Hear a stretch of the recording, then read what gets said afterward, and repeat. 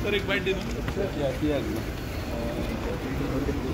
तर आयजूय bin question सगळे रुलिंगाकूच मेळटले अशें आतां तसो विशय ना. तुम्ही समजून घेवपाचो विशय आसा की क्वेश्चन हे लॉर्ड्स पद्दतीन काडटा ते हांव ठरवू शकना आनी सेक्रेटरी ठरवू शकना जशें आनी लॉर्ड्स काडटा आसतना ते प्रत्यक्ष ते आसता म्हणजे प्रत्येक जण आमदार आसा पळय पक्षाचो पार्टीचो मेंबर आसता आनी लॉर्ड्स जशें पडटा तशें क्वेश्चन येता. म्हणजे हांव आजूच तुमकां सांगूंक शकना आज तांकां हांव ठरयना न्ही ते एज ए लॉर्ड्स पद्दतीन जे क्वेश्चन तांकां पडटा ते तशें मेळटले.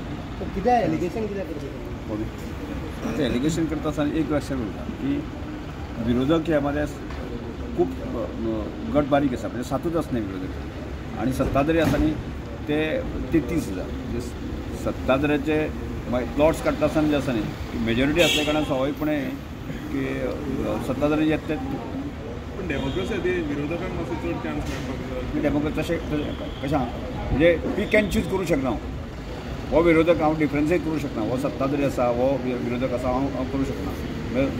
सत्ताधारी आसता तोय आमदार आनी विरोधक आसा तोय आमदार हांव कोणाक पार्शलिटी हांव करूं शकना. Sir but don't you think it's unjust for the opposition कितें म्हणटा ते इनजस्टीस म्हाका कळना.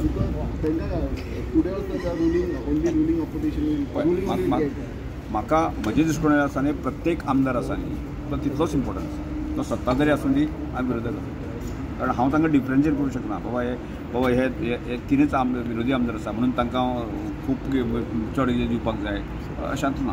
सर मदीं तुमी ते केले पळय तांकां टायम दिलो ऑपोजिशना खातीर केन्ना म्हणटा फाटल्या फाटी तांकां टायम दिलो ऑपोजिशनाक वेगळो टायम नाही ते रुलाक नाशिल्लें म्हज्या लक्षाक नाशिल्लें तें मागीर त्या वेळाचेर रुलींग आमदारांनी सत्ताधारी लोकांनी ताजेर म्हजें ऑब्जेक्शन आनी त्यामुळे पयलीं जशी परंपरा चलताली एज पर रूल जे आसा ते प्रत्येकाक लॉर्ड्स सिस्टमान गेले.